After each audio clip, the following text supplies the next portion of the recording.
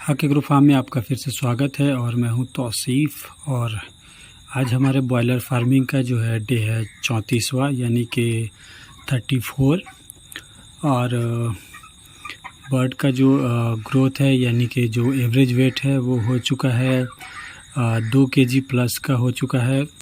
और हमने जो है लगभग 2-3 दिन से जो है वो हमने सेल करना भी स्टार्ट कर दिया है। तो सेल में लगभग जो है हमने 50% सेल कर दिया है और 50% के आसपास और बचा हुआ 1-2 दिन में ये भी सेल हो जाएगा।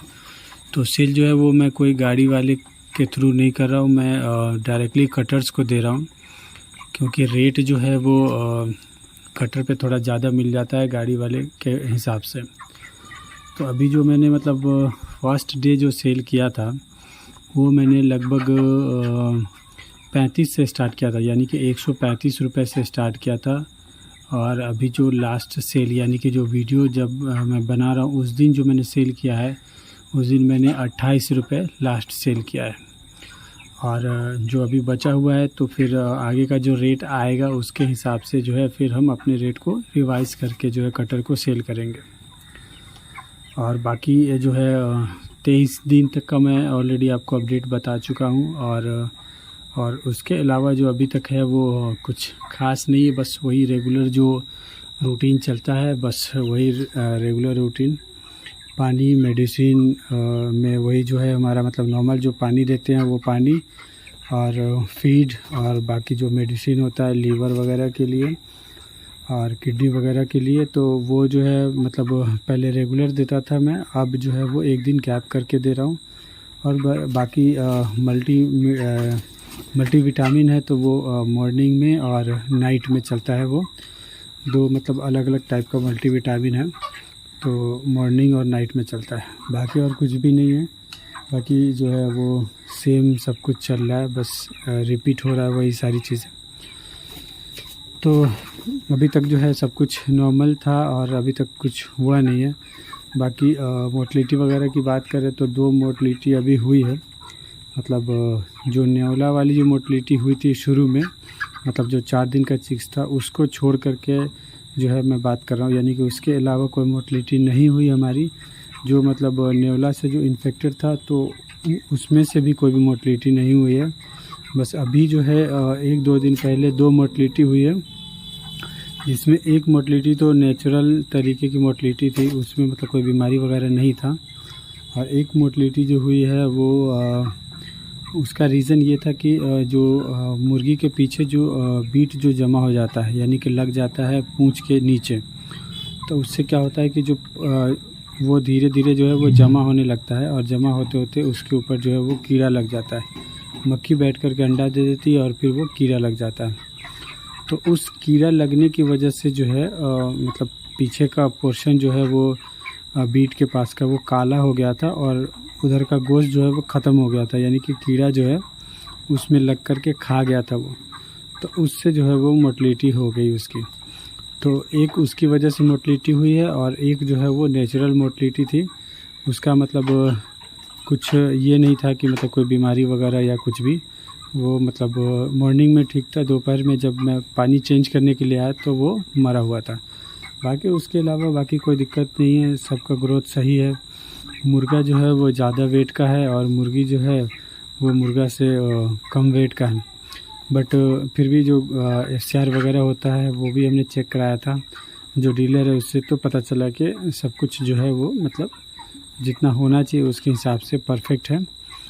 तो अभी फीड वगैरह जो है वो मैंने 1-2 दिन पहले जो है सिंगल एक बोरी मैंने लिया था, बाकी वैसे मैं 5 बैग 7 बैग इस तरीके से 6 बैग मैं लाता था।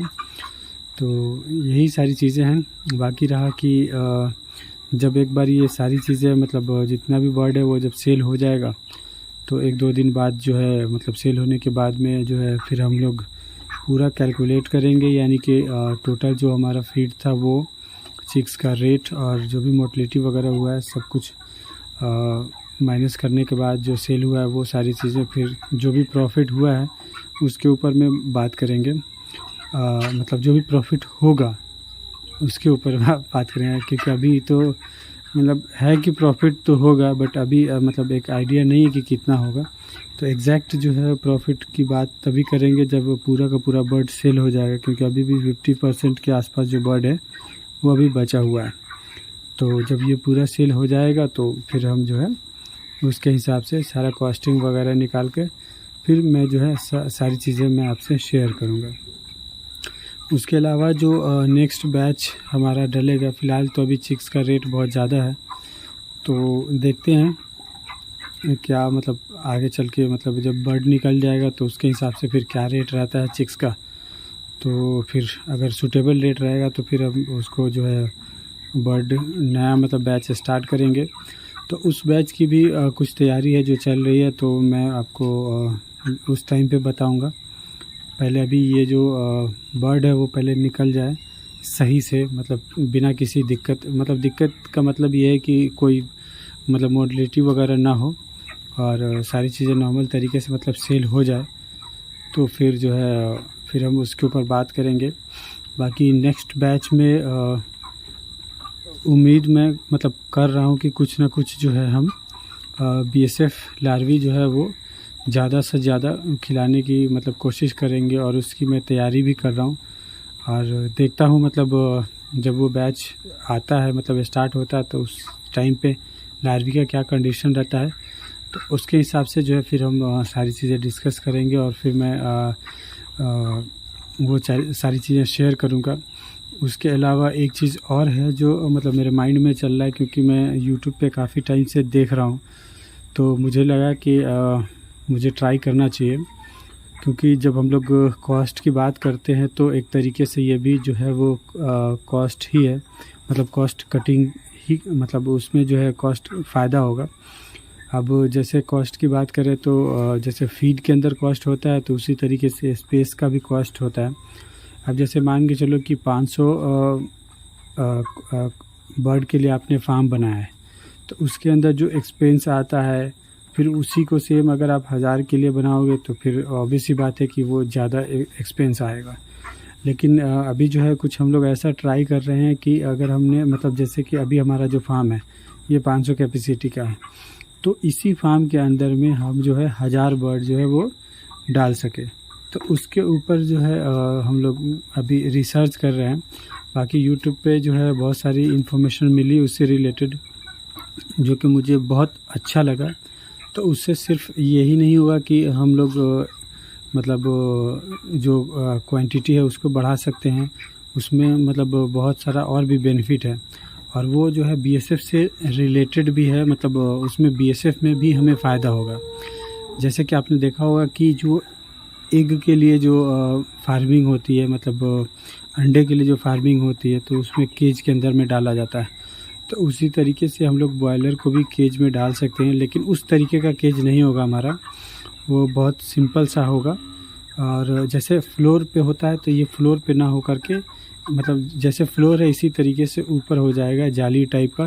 जैसे आपने बहुत सारा देखा होगा तालाब वगैरह के ऊपर में पोल्ट्री फार्म लोग बनाते हैं, उससे क्या होता है कि जाल वगैरह डाल करके, तो उससे क्या होता है कि बीट जो है वो नीचे की तरफ गिरता है पानी में, तो मछली वगैरह को भी फ़ायदा होता है उससे, और क्लीन करने का चक्कर नहीं होता, बीट का कोई दिक्कत नहीं होता, अमोनिया वगैरह का दिक्कत नहीं होता।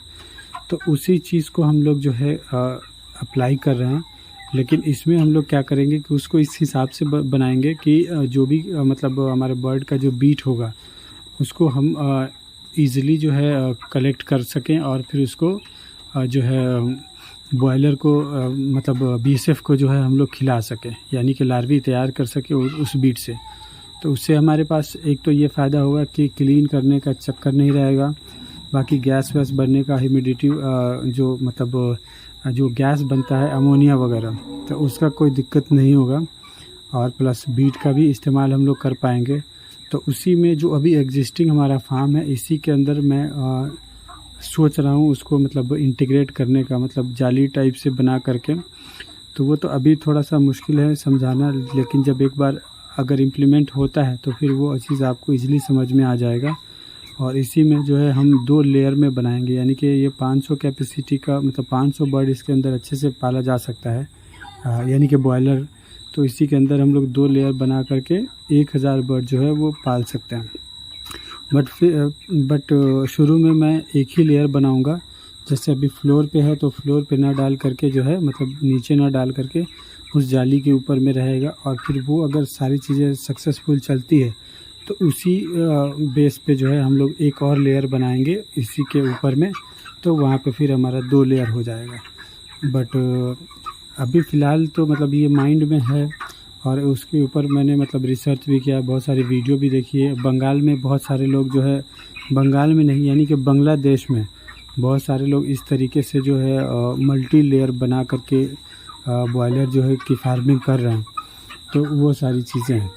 बट हम लोग मल्टी लेयर अभी फ़िलहाल नहीं बनाएंगे और एक ही लेयर बनाएंगे, और एक लेयर में अगर सक्सेसफुल हो जाता है एटलीस्ट कम से कम जो बीट का जो मसला है उसका हम लोग इस्तेमाल मतलब अगर कर लेते हैं तो फिर वो तो दूसरा जो लेयर है वो तो बहुत सिंपल है, उसमें कोई दिक्कत नहीं, बस एक लेयर और बढ़ाना होगा और आराम से जो है फिर हमारी कैपेसिटी जो है वो फार्म की बढ़ जाएगी। तो ये चीज़ें हैं, तो जब हम उसके ऊपर जब काम स्टार्ट करेंगे तो फिर मैं वो भी डिस्कस करूँगा। और अभी फ़िलहाल तो नेक्स्ट बैच जो है हो सकता है वो इसी तरीके से हो जैसे कि मैंने अभी बालू पे किया है, तो उसी तरीके से मतलब नेक्स्ट बैच भी हो सकता है कि हम डालेंगे। और जो मैं लेयर की बात कर रहा था वो हो सकता है नेक्स्ट बैच के बाद वाले बैच में इम्प्लीमेंट हो, या फिर थोड़े टाइम बाद में इम्प्लीमेंट होगा। तो वो जैसा भी होगा वो अपडेट तो आपको मिल ही जाएगा चैनल के थ्रू में। तो यही सारी चीज़ें थी। और जो मैंने मतलब केज का जो आपको मतलब बताया, जो मैंने शेयर किया है, तो उसके बारे में अगर आपको डिटेल में कुछ पता हो या आपको कुछ सजेशन हो तो आप जो है मुझे ज़रूर बताइएगा कमेंट के थ्रू। और तो बस यही सारी चीज़ें थी, और अब मैं आपको जो है मिलता हूँ फिर मैं नेक्स्ट वीडियो में। तब तक के लिए प्लीज़ टेक केयर। और अगर अपने चैनल को सब्सक्राइब नहीं किया तो प्लीज़ चैनल को जो है सब्सक्राइब ज़रूर कर लें, और वीडियो अगर अच्छी लगी हो तो लाइक भी कर लें, और शेयर करना हो तो शेयर भी कर दें।